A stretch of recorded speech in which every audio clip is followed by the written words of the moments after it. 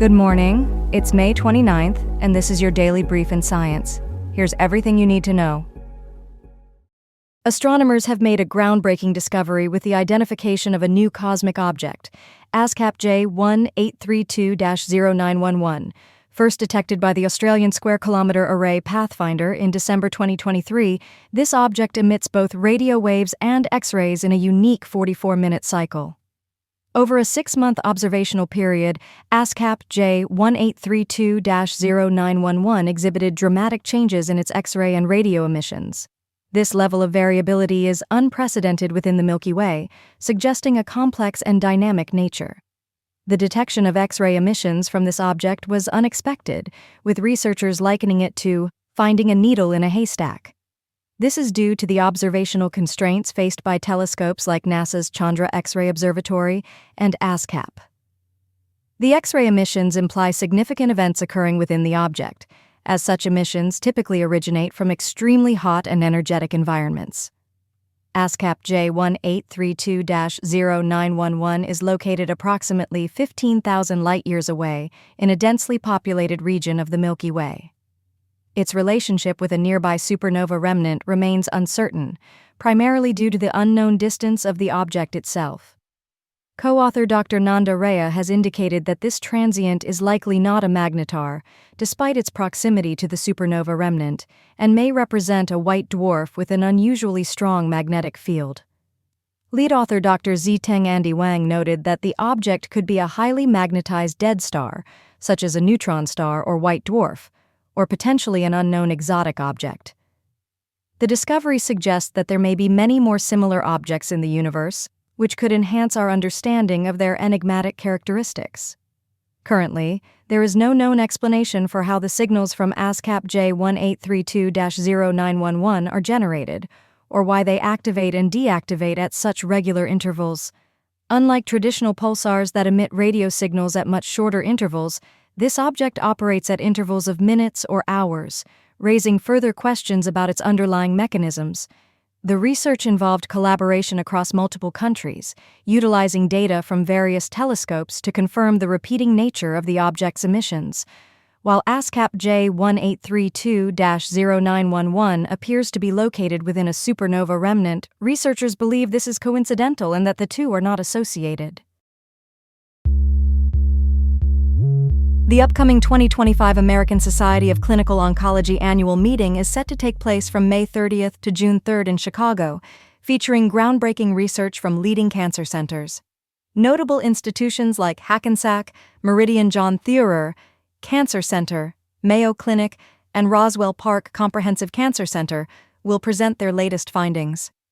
On May 30th, Dr. Frank Sinecrope will discuss a pivotal study on circulating tumor DNA assays in colorectal cancer treatment. This will be followed by a plenary session on June 1st, which will focus on a randomized trial that combines chemotherapy with atezolizumab for patients with stage 3 deficient DNA mismatch repair colon cancer. Additionally, Dr. Thorvardur Halfdanarson will present findings on the toxicity of 212-PB-VMT alpha net therapy for neuroendocrine tumors during an oral session on May 30th. The conference will also delve into research on solid tumors, addressing disparities in gastric cancer, machine learning applications for breast cancer metastasis, and promising antibody-drug conjugates for lung cancer. Key research areas will encompass studies on chemotherapy methods, artificial intelligence in oncology, home cancer care, and new treatments for breast cancer and melanoma. Significant findings will include novel drug combinations for multiple myeloma, racial disparities in treatment outcomes, and biomarkers for disease relapse in leukemia and lymphoma. An important clinical science symposium on May 31st will explore the HemOnc workforce's perceptions of artificial intelligence in clinical practice, led by Dr. Guilherme Saki de Camargo Correa. On June 1st, Dr. Roxana Dronca will lead a poster session discussing trials comparing home-based versus in-clinic cancer therapy administration as part of the Cancer Care Beyond Walls initiative. Dr. Andre Goy will highlight the importance of ongoing research for cancers that do not respond to standard treatments, reinforcing the commitment to advancing oncology through innovative therapies. Lastly, 3 hematology-oncology fellows from Roswell Park will be recognized with ASCO Annual Meeting Merit Awards for their significant research contributions, and Dr. David Routman will present initial results from a trial on a therapeutic vaccine for HPV-associated oropharyngeal carcinoma on June 2nd. A recent study from Virginia Tech has unveiled intriguing insights into the history of bedbugs, suggesting they may be the first true urban pests. The research indicates that bedbugs adapted to human environments after diverging from bat-associated lineages approximately 60,000 years ago. This adaptation aligns closely with human population growth, particularly following the establishment of early human settlements around 12,000 years ago in regions like Mesopotamia. As humans transitioned from caves to larger settlements, they inadvertently transported bedbugs with them. This movement resulted in a notable reduction of genetic diversity within the human-associated bedbug lineage. While bedbugs have specialized feeding habits, their long-term survival prospects remain uncertain when compared to more adaptable urban pests, such as cockroaches. Interestingly, bedbugs are resilient pests that do not transmit diseases. The Environmental Protection Agency has provided guidelines for managing infestations, allowing homeowners to address issues without necessarily hiring professional pest control services. The adaptability of bedbugs is vital for public health, as it informs the development of epidemiological models and pest control strategies. This study, supported by the Joseph R. and Mary W. Wilson Endowment, enables researchers to explore the evolution of species and pest control methods over the past century. Researchers have also identified a gene mutation that may contribute to bedbug resistance to pesticides, prompting further investigation into their genomic evolution. Notably, bedbug infestations surged dramatically, with a reported 4,500% increase in Australia in 2006, and they are now present in every U.S. state, particularly in urban areas. Overall, this research highlights how bedbugs have coexisted with humans since the time of dinosaurs, adapting to shifts in human society that altered their survival dynamics. A new study reveals that everyday personal care products like perfumes and lotions may be undermining our body's defenses against indoor air pollutants. Conducted by an international research team, including scientists from Penn State, the findings were published on May 28, 2025, in the journal Science Advances. The research emphasizes the significant implications these products have on indoor air chemistry and human health, specifically how they alter the chemical composition of the human oxidation field, which plays a critical role in protecting us from ozone exposure.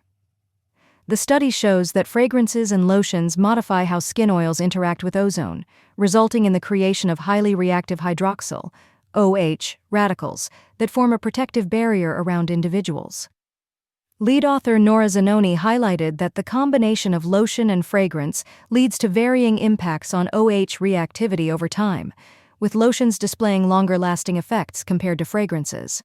While fragrances initially have a stronger effect on OH reactivity, they dissipate more quickly due to faster emissions of organic compounds.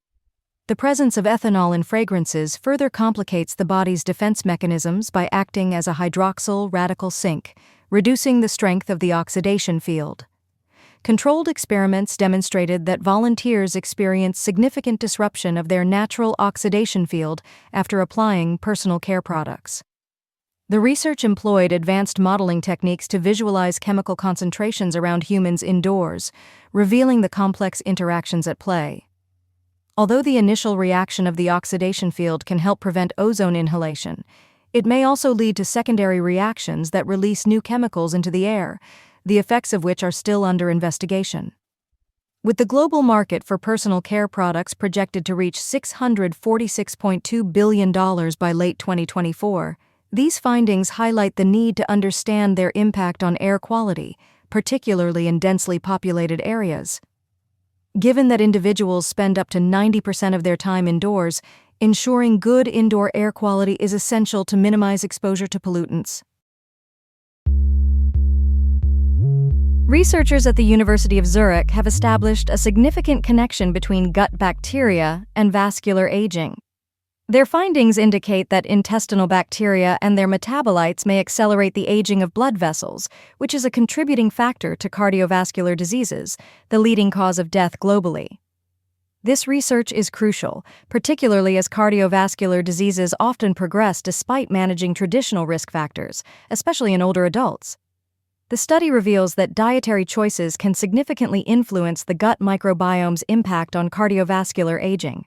A diet rich in dietary fibers and antioxidants is suggested to promote beneficial gut bacteria. One of the key discoveries is the role of phenylacetic acid, a breakdown product of the amino acid phenylalanine, which accumulates with age and triggers cellular aging in endothelial cells, resulting in stiffened blood vessels and impaired function. Researchers identified the bacterium Clostridium sp.asf356 as responsible for converting phenylalanine into phenylacetic acid.